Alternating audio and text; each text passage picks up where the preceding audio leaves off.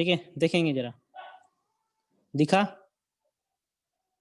Breeding for anti nutritional factors मिला, group पे डाले हाँ कि ठीक है, देखेंगे यहाँ पे, है ना। तो कुछ कुछ प्रोडक्ट है जिसमें से हमने खराब जीन को हटा दिया है, उस जीन को हटाया जो खराब प्रोडक्ट बनाता है ना। जैसे कि ब्रासिका नापोस रेपसीड है, या फिर बोलो कि ये एक प्रकार का ऑयल सीड है, ठीक ना। ग्लूकोसोनोलेट, यूरिसिक एसिड, ये एंटी न्यूट्रिशनल कंपाउंड है, तो इसको हमने हटा दिया, है ना, इसको हमने हटा दिया। लाइक दैट खेसारी में से भी हमने साइनालानीन को हटा दिया, आलमंड में से हमने अमाग्डलिन को भी हटा दिया, किडनी फ्रेंच बीन से हमने लेसिथिन को हटा दिया जो कि हार्मफुल था, है ना। हटाने के बाद हमारे पास एक फ्रेश प्रोडक्ट आया जिसमें ये सब टॉक्सिक सब्सटेंसेस नहीं। कैनला एंड होया are varieties of rapeseed in which gene for glucosinolate and uric acid have been deleted। देखो एक एग्जांपल मैंने दिया यहाँ पे, कैनोला और होया से हमने हटा दिया है जीन को, है ना, जिससे इसकी एंटी न्यूट्रिशनल प्रॉपर्टी खत्म हो रखी है, ठीक है। चलो इसके बाद हम आते हैं single cell protein, SCP, single cell protein. मैं स्क्रीन शेयर कर रहा हूँ,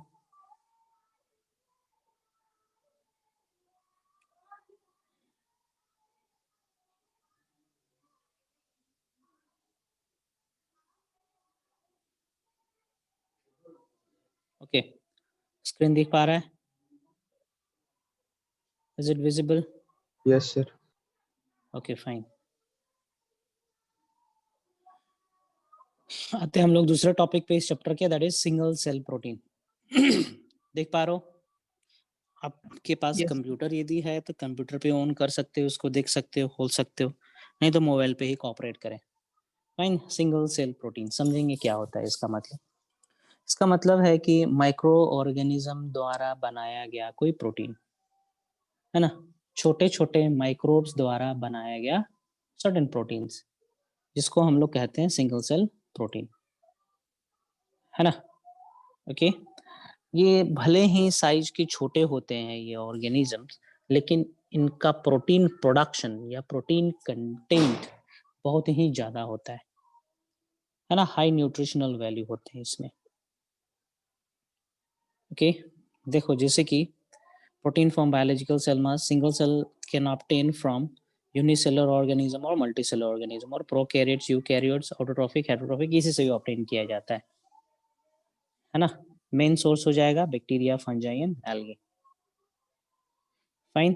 कुछ बैक्टीरिया का नाम दे रहे हैं जिससे 80% प्रोटीन को एक्सट्रैक्ट किया जाता है या फिर उसके अंदर प्रेजेंट रहता है,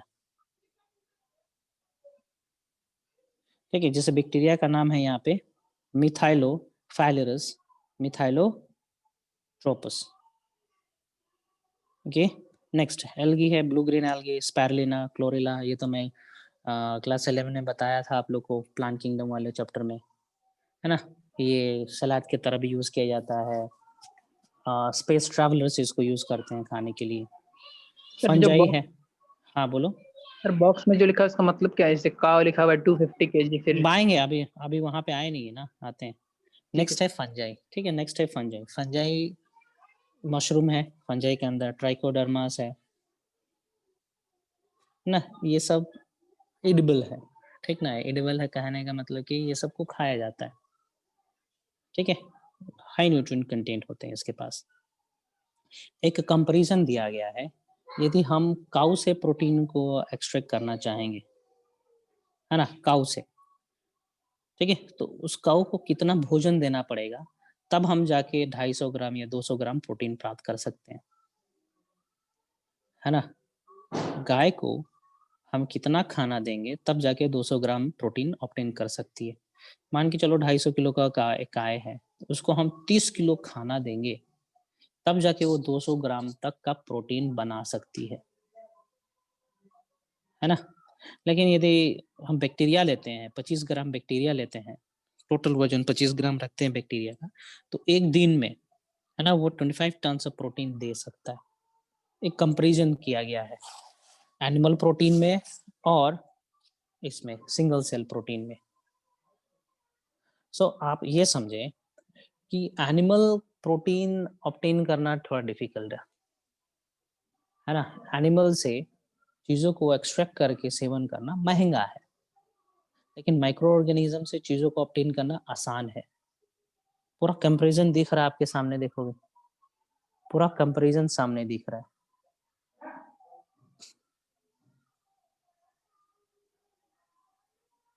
ठीक ना, पूरा कंपैरिजन सामने दिख रहा है यहाँ पे। सर उसमें लिखा है 25 ग्राम, जो उसमें लिखा हुआ था बैक्टीरिया वाला में सर क्या बोल रहा है 25 टन, तो प्रोटीन कैसे हो सर, मतलब? उसके लिए बायोमास आपको देना पड़ेगा, जो कि ये कन्वर्ट करता रहेगा प्रोटीन में कंटिन्यूअसली। मतलब फुल कैपेसिटी में 25 ग्राम माइक्रो ऑर्गेनिज्म काम करेंगे सबस्ट्रेट के ऊपर, तो एक दिन में 25 टन तक का प्रोटीन बना सकते हैं, है ना। तो 25 टन का आपको रॉ मटेरियल भी देना होगा ना, तब वो तुरंत 25 टन मटेरियल को, रॉ मटेरियल को कन्वर्ट कर देंगे इसमें बायोमास में। तो सर इसको सिंगल सेल प्रोटीन ही कहेंगे? हाँ, वो प्रोटीन जो ऑब्टेन्ड हुआ है 25 टन, उसको हम लोग कहेंगे सिंगल सेल प्रोटीन। तो सर ये कहने क्या का मतलब सभी के ये लिए है अवेलेबल? प्रोटीन, हाँ, कहने का मतलब है कि ये प्रोटीन सिंगल सेल ऑर्गेनिज्म द्वारा प्राप्त किया गया है, माइक्रो ऑर्गेनिज्म द्वारा प्राप्त किया गया है। ठीक है, सर बोल रहे हैं कि ये क्या सभी आदमी के लिए अवेलेबल होता है? मतलब सभी आदमी मतलब खरीदे, मार्केट में अवेलेबल है, खरीदो। तो सर क्लोरेला इसका मार्केट में अवेलेबल है। यूज किया था, मतलब जैसे बोल रहे हैं जो गरीबों के भूख मिटाने के लिए इसका यूज नहीं करते हैं क्या? यूज किया जा सकता है ना, यूज किया जा सकता है। अब इसको ग्रो करना पड़ेगा, कल्चर करना पड़ेगा, लोगों तक पहुंचाना पड़ेगा। तो ऐसा हो जाता तो सर कोई भूख से मतलब कोई मरेगा ही नहीं? ना तो भूख के लिए प्रोटीन नहीं चाहिए ना, कार्बोहाइड्रेट चाहिए ना। ये भी एक फूड सप्लीमेंट का तरह काम कर सकता है।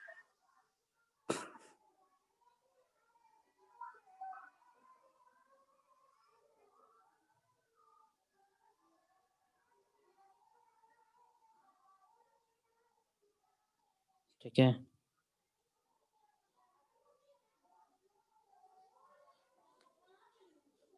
सर ठीक है, वे नेक्स्ट। प्रोटीन अलग होता है? क्या क्या? वे प्रोटीन जो होता है वो अलग होता है ऐसे? WHEY? हाँ सर वही वे प्रोटीन। कहाँ सुने हो वे प्रोटीन? सर जिम जो भी जाता है वो तो यूज करता है उसको। वो सब सिंगल सेल प्रोटीन नहीं है ना, वो सब सिंथेटिक प्रोटीन्स तुरंत असर दिखाता है, बट साइंटिफिकली वो सब प्रेस्क्राइब नहीं करा जाता है ना, प्रेस्क्राइब नहीं करा जाता है वो सब चीजें।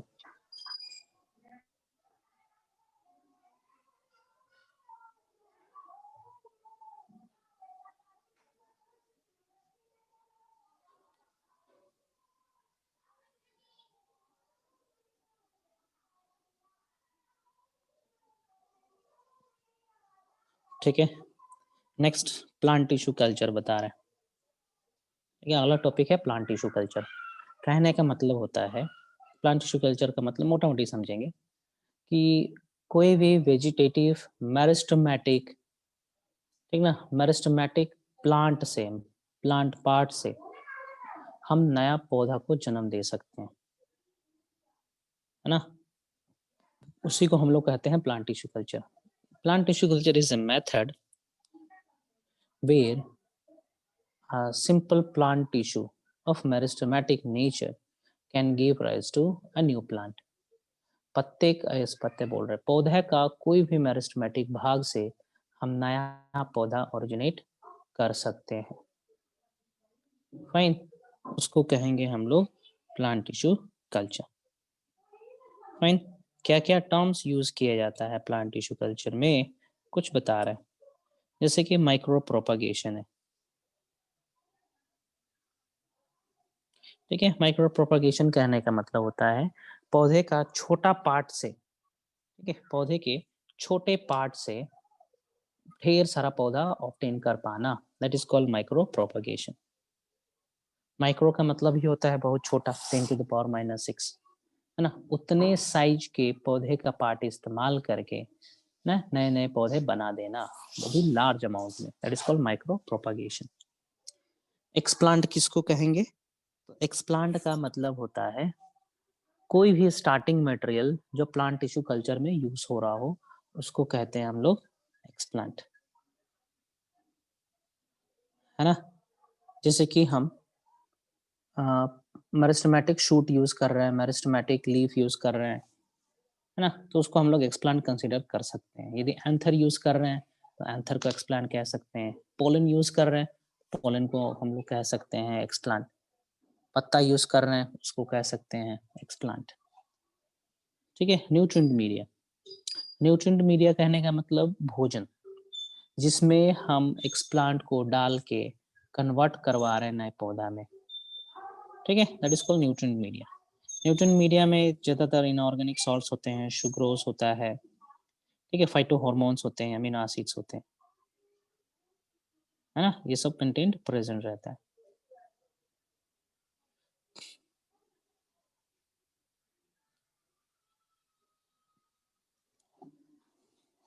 Next is callus. ठीक है, कैलस पहले भी आप लोगों ने सुना होगा ये टर्म। कैलस का मतलब क्या है?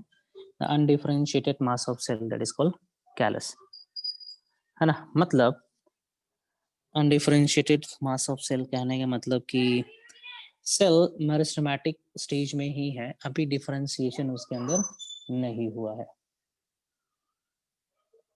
फाइन, स्पेशलाइजेशन नहीं हुआ है, सिंपली वो ग्रो करा है ना, उसको हम लोग कहेंगे callus. Fine, next is morphogenesis. Morphogenesis कहने का मतलब होगा कैलस के अंदर रूट आना, शूट आना, है ना, मॉर्फोलॉजी होना, मतलब कि उसका जड़ आ जाना और शूट आ जाना ना। तो इस प्रोसेस को, इस मैकेनिज्म को, इस फिनोमेनन को कहेंगे हम लोग मॉर्फोजेनेसिस। कैलस को यदि हम लोग साइटोकाइनिन ज्यादा देंगे तो कैलस के अंदर शूट जर्मिनेट होगा। यदि हम कैलस को ऑक्सिन ज्यादा देंगे then it will give rise to root. तो मॉर्फोजेनेसिस हम करवाते हैं कैलस के अंदर पार्शियली ज्यादा अमाउंट ऑफ ऑक्सिन रख के या फिर ज्यादा अमाउंट ऑफ साइटोकाइनिन रख के। Next is sterilisation. स्टेरलाइजेशन कहने का मतलब होता है कि वर्किंग एरिया को क्लीन करना, ठीक ना। वर्किंग एरिया को क्लीन करने का मतलब, कहने का मतलब है साफ करना। जहां पे हम काम कर रहे हैं, लैब में काम कर रहे हैं, हमारा जो स्टैक, हमारा जो प्लेटफॉर्म है ना, that must be microbes free, है ना।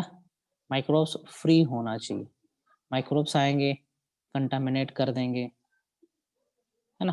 कंटामिनेट कर देंगे मतलब कि उस पर्टिकुलर एरिया को इम्प्योर कर देंगे, उस पर्टिकुलर चीज को इम्प्योर कर देंगे, गंदा कर देंगे, हमारा रिजल्ट नहीं आएगा, पौधा जन्मेगा नहीं, है ना। उसको कहेंगे हम लोग स्टेरलाइजेशन।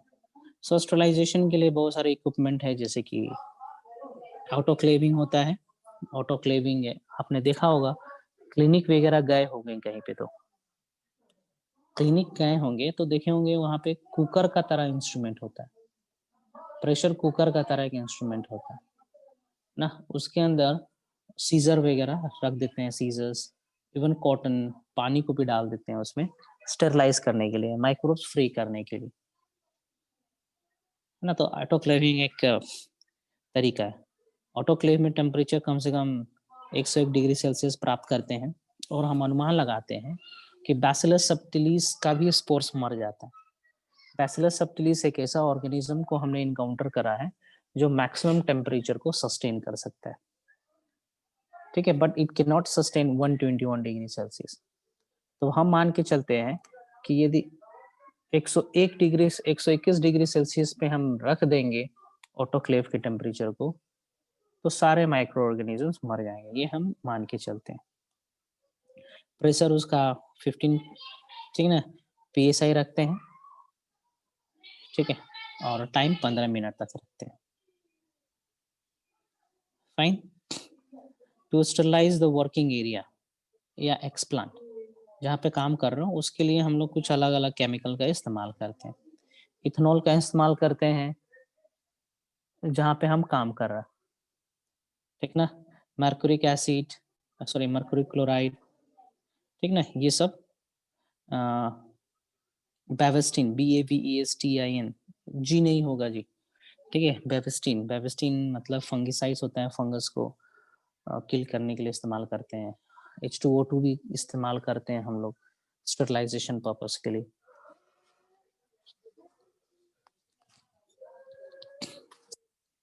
आगे बढ़ते हैं, ठीक है। Type of plant tissue culture, ठीक ना, on the basis of nutrient use. Nutrient के बेसिस पे हम प्लांट टिश्यू कल्चर को बांट सकते हैं दो भागों में, callus culture and suspension culture, ठीक ना। और एक्सप्लांट के बेसिस पे हम इसको बांट सकते हैं मेरिस्टेमेटिक कल्चर या meristem culture, embryo culture, anthera, protoplast culture, सबके मतलब हम डिस्कस करेंगे। कैलस कल्चर, ठीक है। कैलस कल्चर कहने का मतलब है एक्सप्लांट को, एक्सप्लांट पौधे का भाग ना, एक्सप्लांट को हम लोग कल्चर मीडिया पे रख देंगे, ठीक है। जैसे कि ये कटोरी है, कटोरी के अंदर हमने न्यूट्रिएंट मीडिया डाल दिया और वो न्यूट्रिएंट मीडियम सॉलिडिफाई हो गया, उसके ऊपर हमने एक्सप्लांट को रख दिया, ठीक ना। तो इसको कहेंगे हम लोग culture, callus culture.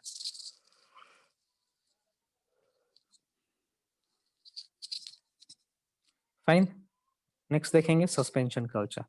Suspension culture में हम लोग अगार नहीं डालते, ठीक है। अगार डालने का महत्व यही होता है कि मीडिया सॉलिडिफाई हो जाता है ना, सॉलिड में कन्वर्ट हो जाता है, तो एक प्लेटफॉर्म मिल जाता है पौधे को ग्रो करने के लिए, वो डूबता नहीं है। लेकिन जो न्यूट्रिएंट मीडिया के अंदर हमने अगार नहीं डाला है ना, वो गीला रहता है, मतलब कि वो लिक्विड फॉर्म में रहेगा, है ना। तो उसके अंदर एक्सप्लांट डालेंगे तो डूब जाएगा। तो कंटिन्यूअसली हम उसको रोटेट करते रहते हैं ताकि एक्सप्लांट कभी न्यूट्रिएंट के अंदर भी चला जाए और कभी न्यूट्रिएंट के ऊपर भी आए, ऑक्सीजन ले ले, है ना। तो सस्पेंशन कल्चर को हम बेस्ट मानते हैं इसलिए कि एक्सप्लांट को चारों तरफ से न्यूट्रिएंट मिलता है ना, चारों तरफ से न्यूट्रिएंट मिलता है, इसलिए उसको हम बेस्ट मानते हैं।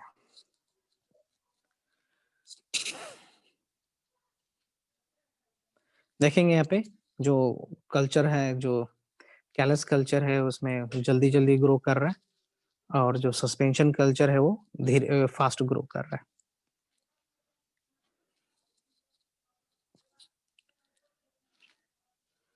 है ना। देखेंगे ये डायग्राम देखो जरा, ठीक है। ग्रीन डायग्राम देखें जरा, पहला वाला में, पहले वाला टेस्ट ट्यूब में, है ना। ब्लू से हमने बनाया है कल्चर मीडिया, जो ग्रीन कलर दिख रहा है दैट इज एक्सप्लांट।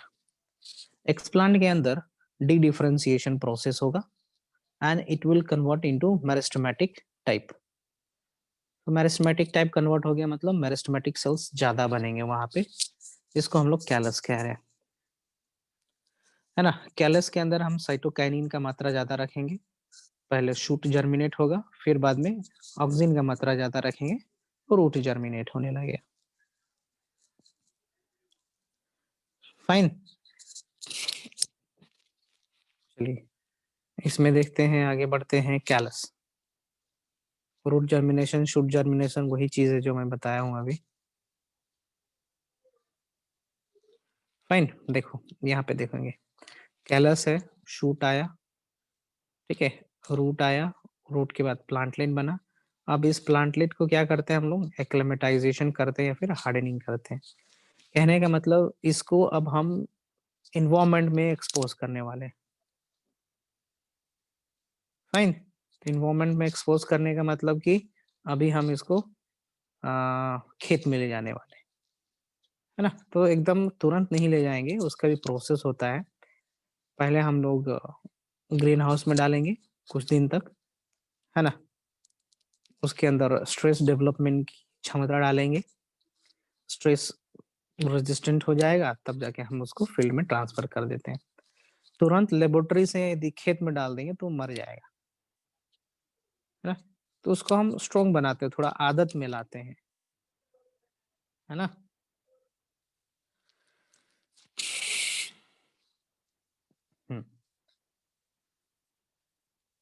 ठीक है, और कैलस के चलते जो प्लांट बना क्लोन ही होगा अपने मदर प्लांट का, जहां से हम एक्सप्लांट लिए थे, है ना, जहां से हमने एक्सप्लांट को लिया था वहां पे क्या उसका क्लोन ही होगा ना।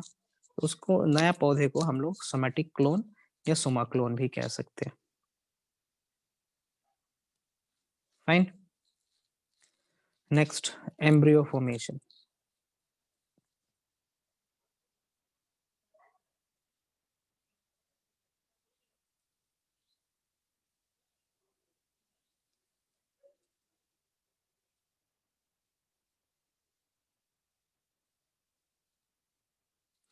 You can omit this, no need.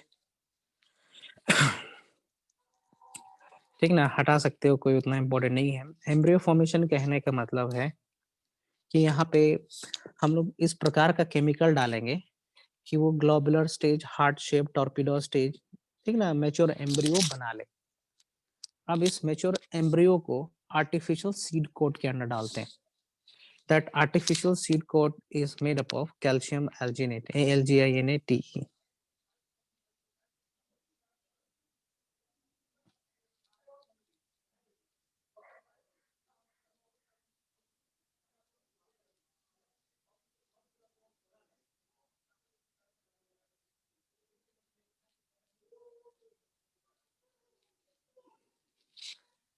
ठीक है,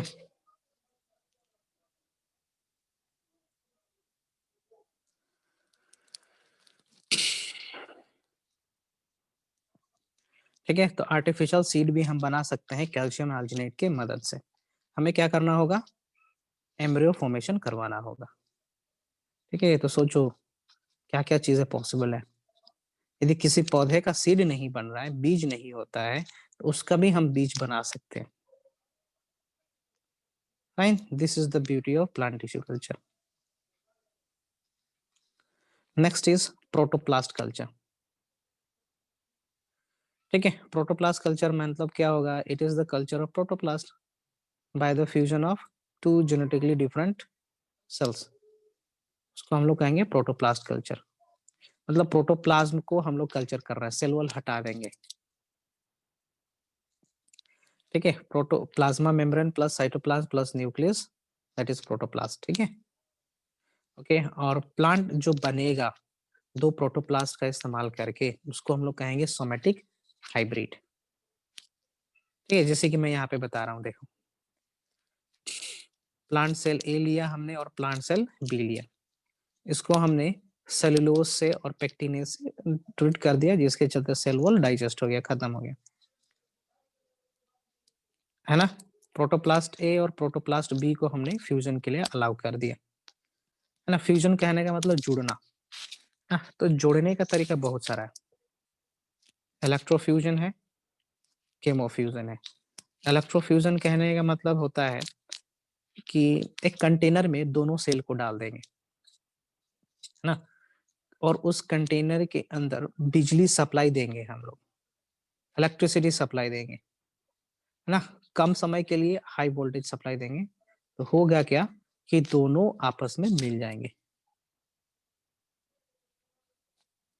ठीक है, दोनों आपस में मिल जाएंगे, एक तरीका है। दूसरा तरीका है केमोफ्यूजन।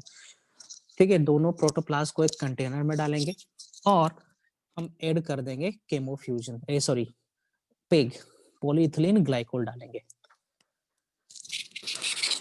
ठीक है, पॉलीइथिलीन ग्लाइकोल केमिकल है, मोस्ट इंपॉर्टेंट है, बहुत बार पूछ चुका है कि प्रोटोप्लास्ट फ्यूजन के लिए कौन सा केमिकल इस्तेमाल किया जा सकता है ना। तो पॉलीइथिलीन ग्लाइकोल का इस्तेमाल करेंगे हम लोग, है ना, इंपॉर्टेंट मार्क कर लेंगे। इस केमिकल से दोनों प्रोटोप्लास्ट आपस में फ्यूज हो जाते हैं, साइटोप्लाज्म में फ्यूज होगा और न्यूक्लियस भी। नेक्स्ट पीवीजी है, पॉलीविनाइल ग्लाइकोल है, NaNO3 है, सबसे पोटेंट है पीईजी, मोस्ट इंपॉर्टेंट है वो ना। Somatic hybrid can be of different type. देखेंगे, पहला देखेंगे साइटोप्लाज्म ए और बी, मतलब कि ए का भी साइटोप्लाज्म फ्यूज करेगा और न्यूक्लियस भी दोनों का फ्यूज करेगा। दोनों का साइटोप्लाज्म फ्यूज किया, दोनों का न्यूक्लियस फ्यूज किया, है ना। तो इसको हम लोग कहेंगे सिमेट्रिक हाइब्रिड। ठीक है, सिमेट्रिक हाइब्रिड कहेंगे। यहाँ पे देखो नेक्स्ट, साइटोप्लाज्म दोनों का रहा, लेकिन एक का न्यूक्लियस 75% होगा और दूसरे का 25% होगा। इसको हम लोग कहेंगे एसिमेट्रिकल हाइब्रिड। एक और प्रकार है जहां पे साइटोप्लाज्म दोनों का रहेगा, लेकिन न्यूक्लियस दोनों में से किसी एक ही का रहेगा। इसी को कहेंगे हम लोग साइब्रिड या फिर सोमेटिक हाइब्रिड। साइब्रिड मतलब हाइब्रिड ऑफ साइटोप्लाज्म, है ना। न्यूक्लियस तो किसी एक का ही रहना है। न्यूक्लियस जब एक का ही रहेगा तो उसको हाइब्रिड तो नहीं कह सकते, but we are saying hybrid here with respect to protoplasm, cytoplasm, है ना। साइटोप्लाज्म की हाइब्रिडेशन हो रही है यहाँ पे। नाउ टोटिपोटेंसी, एक टर्म है टोटिपोटेंसी, ये डिस्कस करना था मेरे को पहले ही, अभी इधर आ रहा है। टोटिपोटेंसी का मतलब होता है tendency of a plant cell या tendency of a tissue to give rise to the entire plant, that is called totipotency. Property है टोटिपोटेंसी, प्रॉपर्टी है, जैसे कि पानी के पास कोहेसिव एडहेसिव प्रॉपर्टी है ना, उसी की तरह सेल्स ए प्लांट सेल के पास भी टोटिपोटेंसी नेचर है ना। यदि पत्ता टूट के गिर जाए अपने मदर बॉडी से और मेरिस्टेमेटिक है, उसको पर्याप्त न्यूट्रिएंट मीडियम मिलेगा ना, तो वो कन्वर्ट हो जाएगा नए पौधे में। ये पॉसिबल हो रहा है because of totipotency,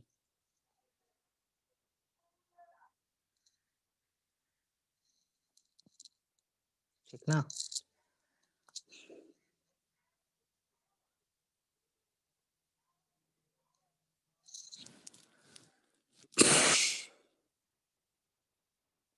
next, protoplast या फिर सोमेटिक हाइब्रिडाइजेशन, ये तो हो ही गया है।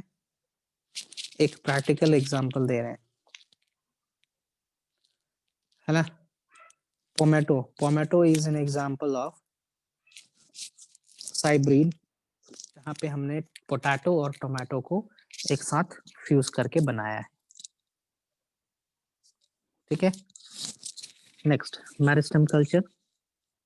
मेरिस्टेम कल्चर कहने का मतलब मेरिस्टेमेटिक पार्ट, पौधे का मेरिस्टेमेटिक पार्ट से नए पौधे को जन्म देना, that is called meristematic culture.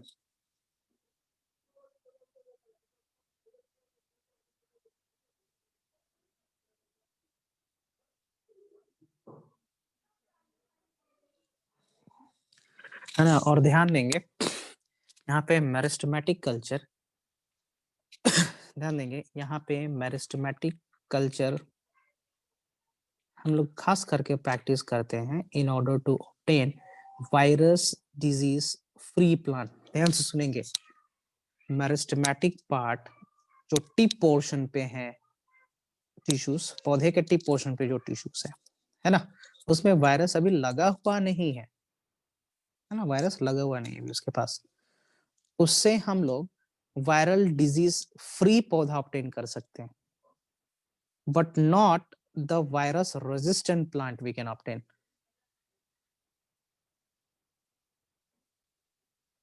ठीक ना।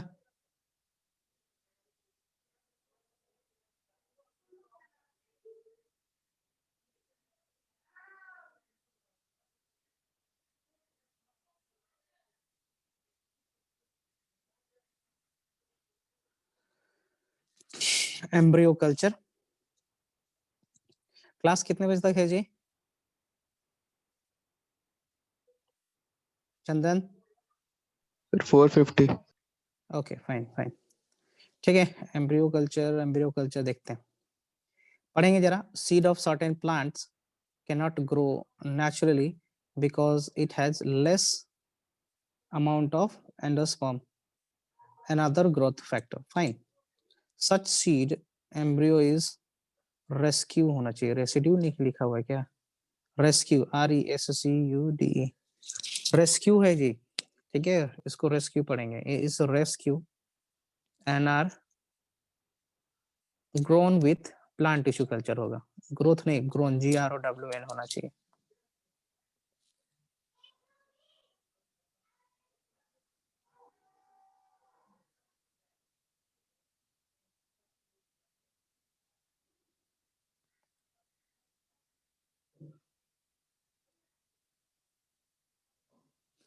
है ना? मान के चलो कोई सीड है, वो ग्रो नहीं कर पा रहा है क्योंकि उसके अंदर अब एब्सिसिक एसिड प्रेजेंट है या फिर ऐसे ऐसे टॉक्सिक सब्सटेंसेस प्रेजेंट है जिसके चलते पौधा ग्रो नहीं कर पा रहा है ना। At that time we perform embryo rescue. ध्यान से सुनेंगे टर्म को, एम्ब्रियो रेस्क्यू करते हम लोग। एम्ब्रियो रेस्क्यू कहने का मतलब होता है एम्ब्रियो को अलाउ कर देना कि वो ग्रो करे और पौधे में कन्वर्ट हो जाए, प्लांटलेट में कन्वर्ट हो जाए, है ना। That is called embryo rescue.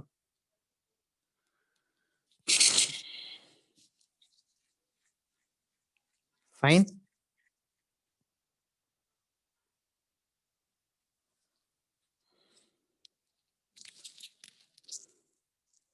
Okay, जो सीड ज्यादा डोरमेंसी में रहता है वहां पे हम लोग एम्ब्रियो रेस्क्यू करते हैं।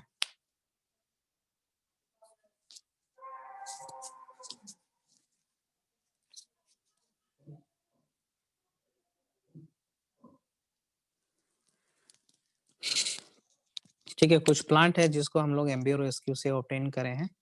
ठीक है, कोकोनट है एक प्रकार का, माकापुनो नट्स है ना, इसको हम लोग एम्ब्रियो रेस्क्यू से रेस कर सकते हैं, किए हुए हैं। Next is anther culture. Anther, ठीक ना, ये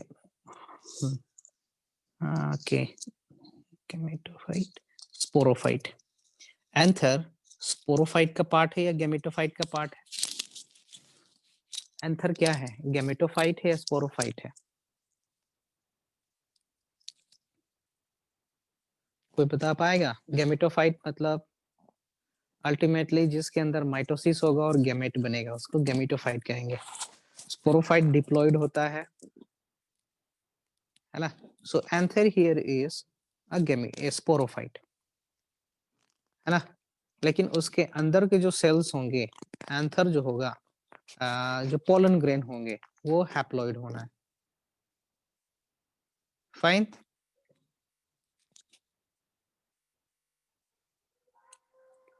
सो एंथर कल्चर या फिर पोलन कल्चर भी प्रैक्टिस किया जाता है in order to obtain plant, ठीक ना, जो कि एग्जैक्ट मेल प्लांट का तरह ही हो। फाइन। एंथर कल्चर को किसने परफॉर्म करा था? गुहा एंड माहेश्वरी ने करा था इन धातुरा इनॉक्सिया। फाइन। यहाँ पे हम एंथर लेते हैं, anther containing uninucleate haploid pollen grain, है ना, इसको लेंगे।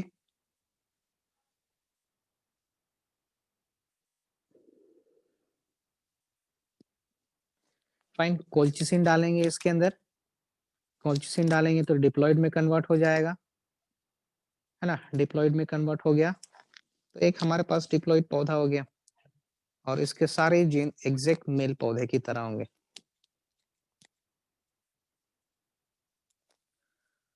है ना। कुछ एग्जांपल है क्रॉप्स का जो कि इस तरीके से सिर्फ मेल पौधे का ही इस्तेमाल करके बनाया गया है। दैट इज, ठीक है, टिंगोहा वन वेराइटी है बीट का, और गुना one is, this is the variety of rice. यहाँ पे ये खत्म हो रहा है, मैं आप लोग को कुछ समय दे रहा हूँ, कहीं से कुछ पूछना चाहो तो पूछ सकते हो, नहीं तो हम स्टार्ट करेंगे animal husbandry. Come on, I'm giving you 5 minutes.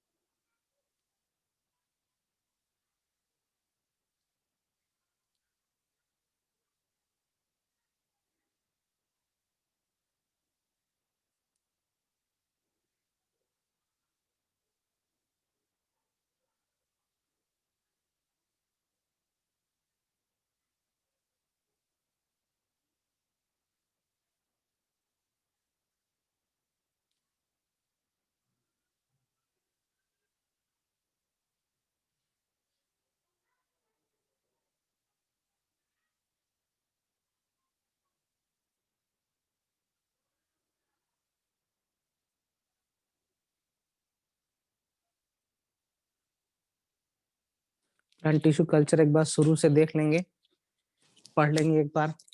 थोड़ा भी डाउट महसूस हो कहीं पे तो बेझिझक पूछेंगे। समय ले, कोई दिक्कत नहीं है समय का, इन कॉन्सेप्ट समझ में आना चाहिए।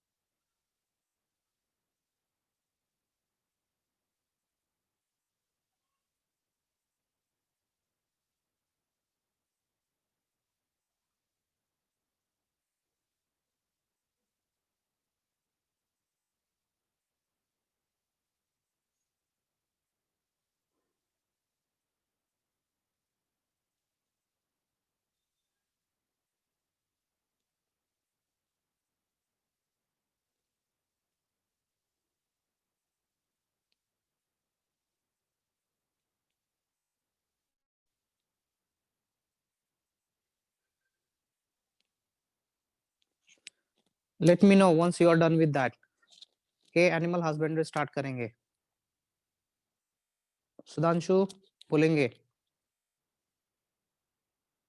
यस सर कीजिए। स्टार्ट करें? Okay yes okay. Animal husbandry, यहाँ पे शब्द यूज करा गया, स्क्रीन दिख रहा है? No sir. ओके लेट मी।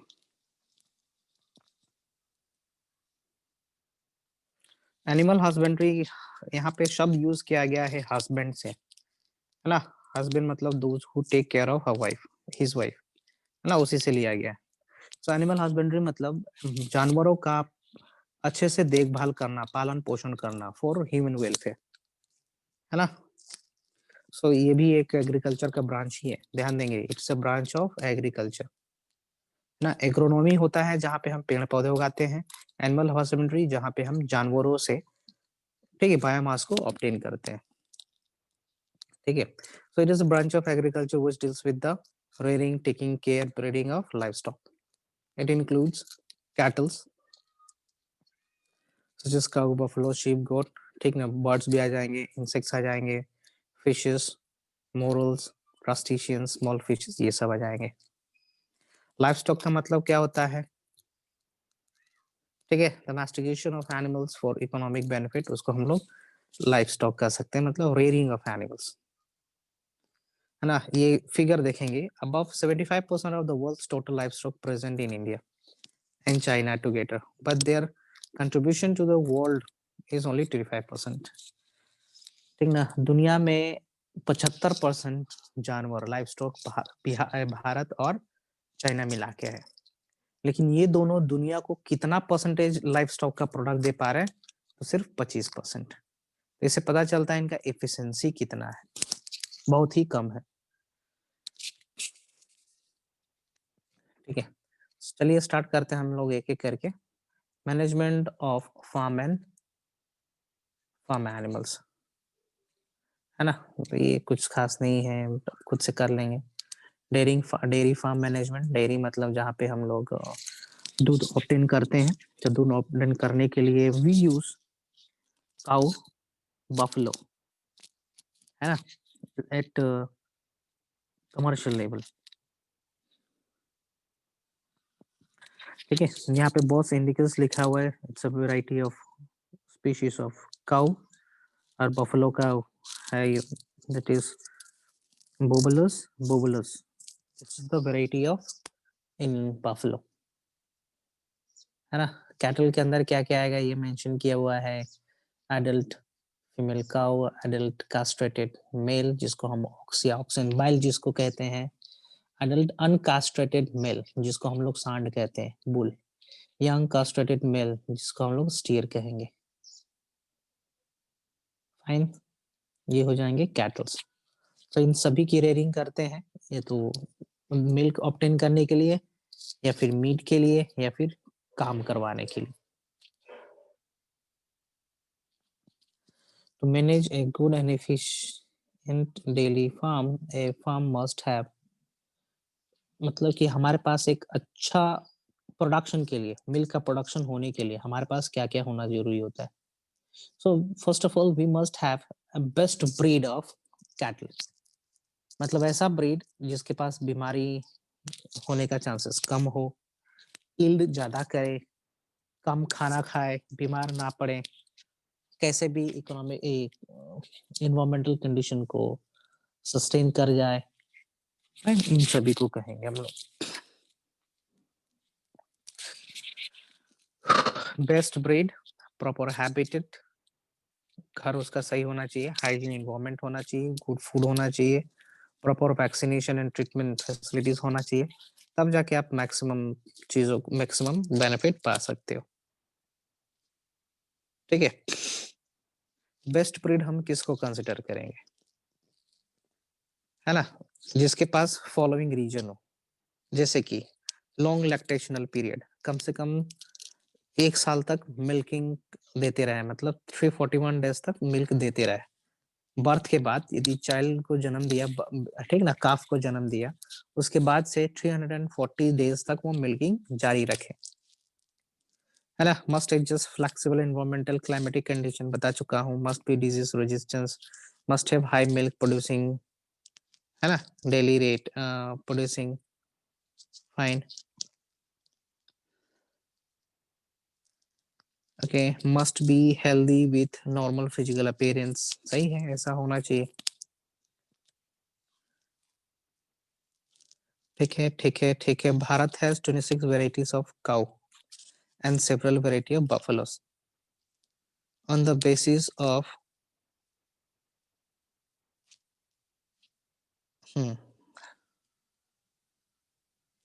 क्या लिखा हुआ है,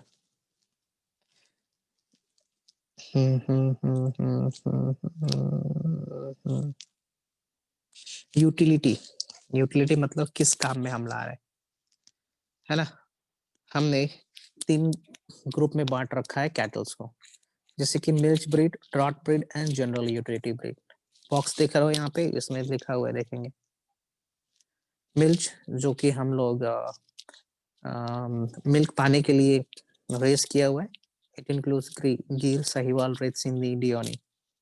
ड्रॉट ब्रीड है ना, ये सिर्फ रखा गया है काम करने के लिए, मिल्क कंटेंट बहुत कम होता है, जैसे कि मालवी, निगरी, ठीक है, हलिकर, कल्याणम, ठीक है। General utility breed, dual purpose मतलब ढोने के लिए भी और दूध के लिए भी रखा गया है। फाइन।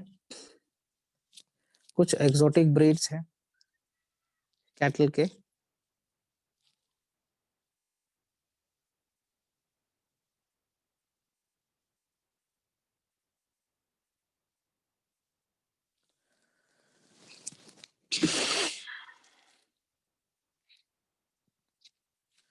जैसे कि जर्सी है, ठीक है, होल्स्टियन फ्राइसियन है, आर्शी है, ब्राउन स्वीज है, ठीक है। कुछ बफलोस के ब्रीड है, मुरा है, मारवाड़ी है, जफराबादी, ठीक है, सुरती, मेषना, नागपुरी, ये सब कुछ वेराइटीज है, याद रखेंगे नाम। इसमें टिक किया गया है वो सब ज्यादा इंपॉर्टेंट है, ठीक है। शेड मतलब जहाँ पे रहते हैं वो सही होना चाहिए। फूड में रफेज और कंसंट्रेट होना चाहिए। रफेज कहने का मतलब जो घास खिलाते हैं हम लोग, घास फूस, वैसे that is called roughage.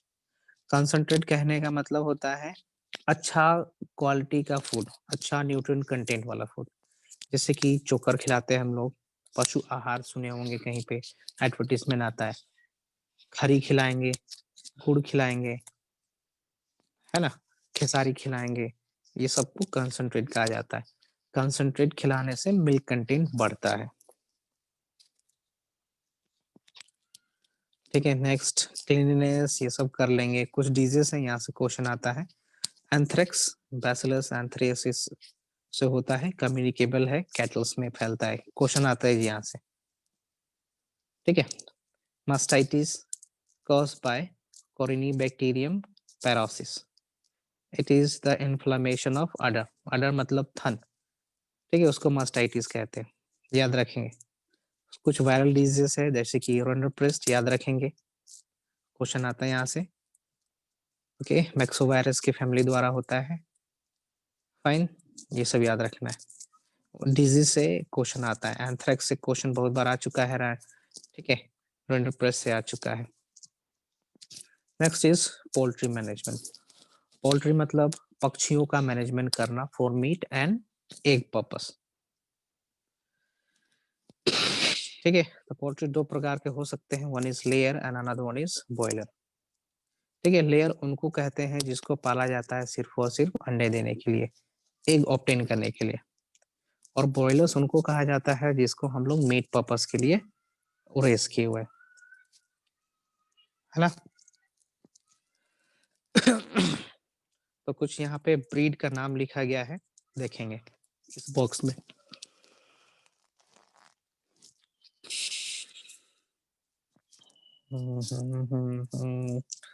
Okay okay okay, leg horn number D important है, लेग हॉर्न इंपॉर्टेंट है, ब्रह्मा इंपॉर्टेंट है, ये सब एक्सोटिक ब्रीड है।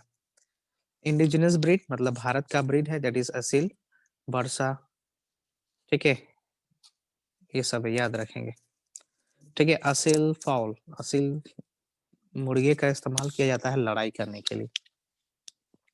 कॉक फाइट देखा होगा आपने, ठीक ना, बाजी भी लगता है इस पे, मेले में लड़ाया जाता है लोग। फाइन फाइन फाइन, न्यूट्रिशन वगैरह देख लेना, भोजन वगैरह देख लेना क्या है। डिजीज इन फॉल 2003 में एक बहुत ही पैंडेमिक डिजीज आया था थाईलैंड में, है ना, जिसमें कितना 5 मिलियन बर्ड को, सॉरी 5 मिलियन लोग मर गए थे इस फ्लू के चलते, है ना। कुछ बर्ड फ्लू है जहाँ पे नाम है एवियन, सॉरी बर्ड फ्लू या फिर एवियन इन्फ्लुएंजा भी कहा जाता है, ये होता है H5N1 वायरस के चलते, है ना। When this disease came into light, a preventive vaccine was developed. But there is no cure for this disease. याद रखेंगे, कोई क्योर नहीं है, प्रिवेंट किया जा सकता है।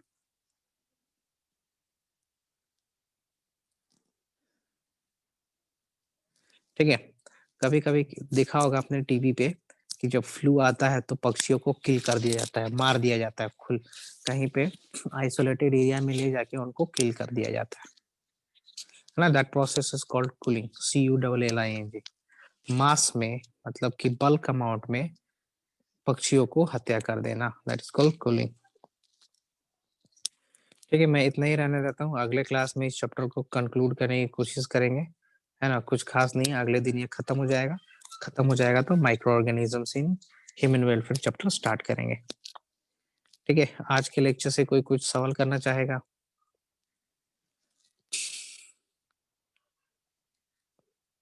Hello Chandan, Sudhanshu? No sir. Okay then I am signing off. Class कितने बजे तक था? 40 तक था ना? 50। अच्छा 50 तक है, देन विल कंटिन्यू। इसको खत्म करते हैं, तब 50 तक है तो रुको। Still we have 10 minutes.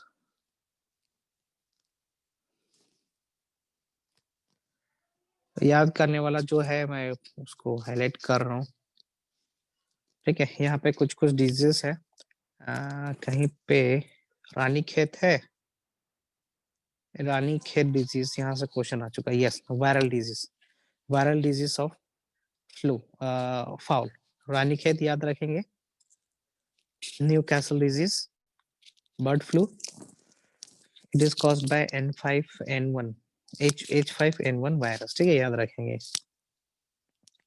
Management of goat and sheep, यहाँ से उतना क्वेश्चन नहीं आता है। ठीक है, ओमिट कर सकते हो आप। Okay, you can omit this. हाँ, ये यहाँ से क्वेश्चन आता है। पश्मीना शाल जो बनता है ना, it is made from the fur of goat, है ना। Angora wool obtained from the rabbit, shahtoosh. ठीक है, the king of wool, shahtoosh को कहा जाता है। obtained from एंटीलोप, ये इतना याद रखेंगे, है ना। बहुत ही महंगे होते हैं और इन सभी को हार्वेस्ट करना इलीगल है। Next is animal breeding. Animal breeding जैसे प्लांट ब्रीडिंग करा था ना हमने, दो वैरायटी को मिक्स करके एक नया सुपीरियर वैरायटी ऑब्टेन कर रहे थे, उसको ब्रीडिंग कहा जा रहा था। एनिमल ब्रीडिंग भी वही होता है ना। दो अलग अलग सब स्पीशीज को लेके, है ना, एक तीसरा स्पीशीज तैयार करना, उसको ब्रीडिंग कहा जाता है। और जो तीसरा स्पीशीज आया उसको हम लोग ब्रीड कहेंगे। हाइब्रिड बोलो या फिर ब्रीड बोलो, दोनों का मतलब सेम है। ठीक है, मेथड है इसमें देखो, random breeding, non random breeding and control breeding. ठीक है, रैंडम ब्रीडिंग का मतलब होगा कि बहुत सारे कैटल्स हैं, ठीक ना। उन कैटल्स में हमने एक फर्टाइल मेल कैटल को छोड़ रखा है, नॉर्मली ब्रीड होना है उस, है ना। उसको रैंडम मीटिंग होना, रैंडम तरीके से होना है, ठीक ना। किस तरीके का प्रोडक्ट आएगा हमको पता नहीं है। फाइन, तो ये पहले यही प्रैक्टिस करी जाती थी, रैंडम ब्रीडिंग ही होता था। नेक्स्ट इज कंट्रोल ब्रीडिंग, है ना। In this method the semen from elite cattle are used. It is achieved by artificial insemination and by transferring the elite zygote, ठीक है, into surrogate mother। ये भी एक तरीका है। कंट्रोल ब्रीडिंग कहने का मतलब सीमेन अवेलेबल है ना।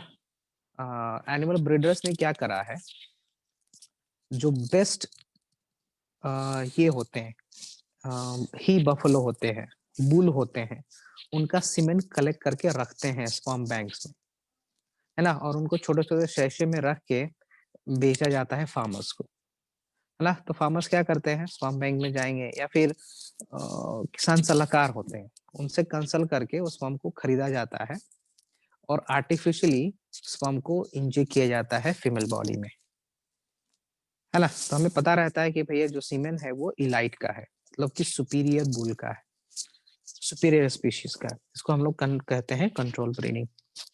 या फिर हम लोग इन विट्रो फर्टिलाइजेशन कर देंगे और जो जाइगोट है उसको हम लोग सरोगेट मदर में डाल देंगे, ये भी एक तरीका है कंट्रोल ब्रीडिंग का। नॉन रैंडम ब्रीडिंग या स्पेसिफिक ब्रीडिंग कहने का मतलब होता है ब्रीडिंग करा जाना, ठीक ना, जिसकी प्रॉपर्टी हमें पता होता है, उसको कहते हैं हम लोग रैंडम ब्रीडिंग। फाइन। इसमें कुछ टर्म यूज किया गया है, इन breeding and out breeding. Out breeding दो प्रकार के होंगे, out cross and cross breeding. Important है, ध्यान से सुनेंगे, यहाँ से क्वेश्चन आता है, हर बार क्वेश्चन आता है यहाँ से।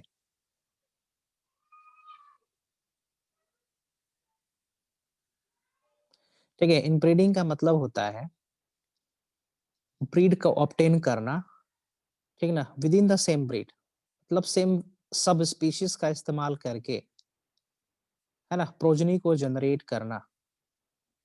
ठीक है, 4 से 6 जनरेशन तक हम ये सेल्फिंग करते रहेंगे तो हमारे पास एक ब्रीड आएगा, उसको हम लोग कहेंगे इनब्रीड, है ना। प्योर लाइन का तरह ऑब्टेन करना होता है इसमें, है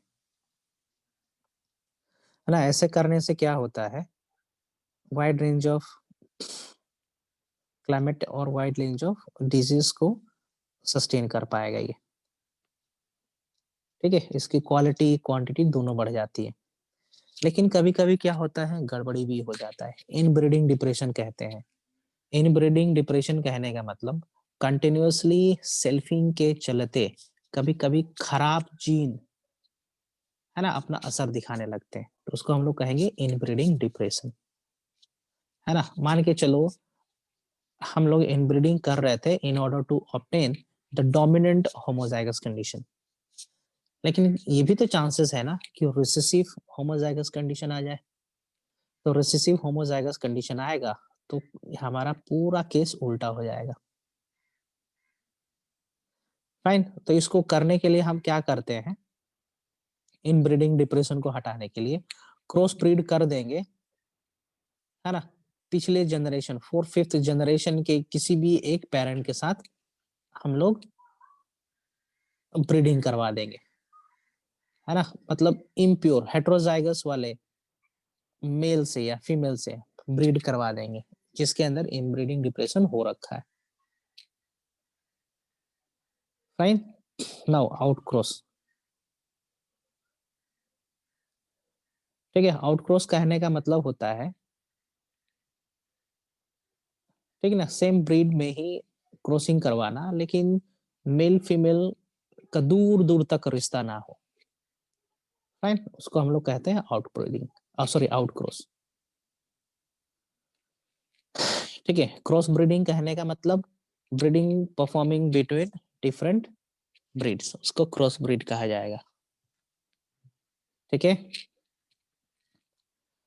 जैसे क्रॉस ब्रीड का एग्जांपल दिया गया है करन स्विस, है ना। ये ब्रीड है किसके किसके बीच में, साहिवाल और ब्राउन स्विस के बीच में।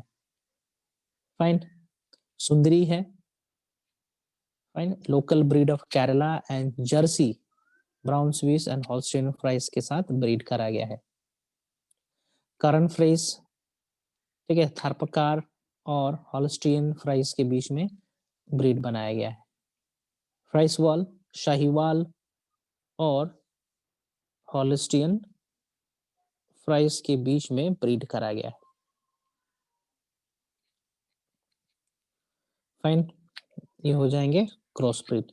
सो याद रखेंगे इन ब्रीडिंग क्या होता है, आउट क्रॉस क्या होता है और क्रॉस ब्रीडिंग क्या होता है, तीनों से क्वेश्चन आता है और एग्जांपल से।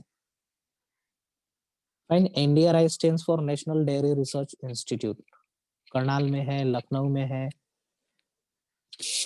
Okay, NDRI no it is in Karnal, not in Lucknow. Doctor Kurien को फादर ऑफ व्हाइट रेवोल्यूशन कहा जाता है ना, उन्होंने लॉन्च करा था ऑपरेशन फ्लड, याद रखेंगे, जनरल नॉलेज का क्वेश्चन है।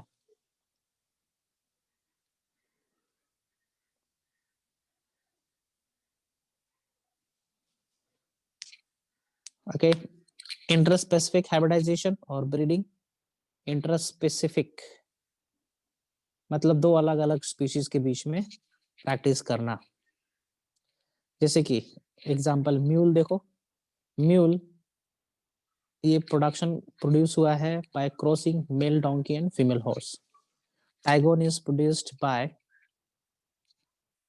Mail tiger, fine, and female lion.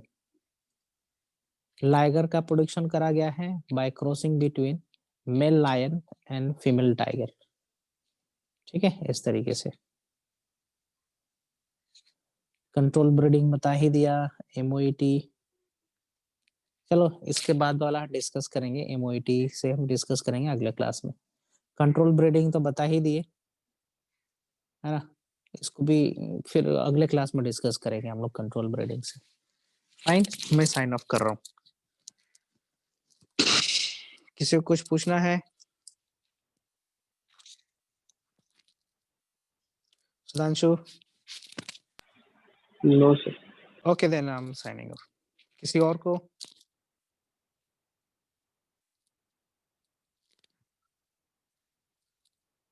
Anybody? Fine, fine, sign off कर रहे हैं।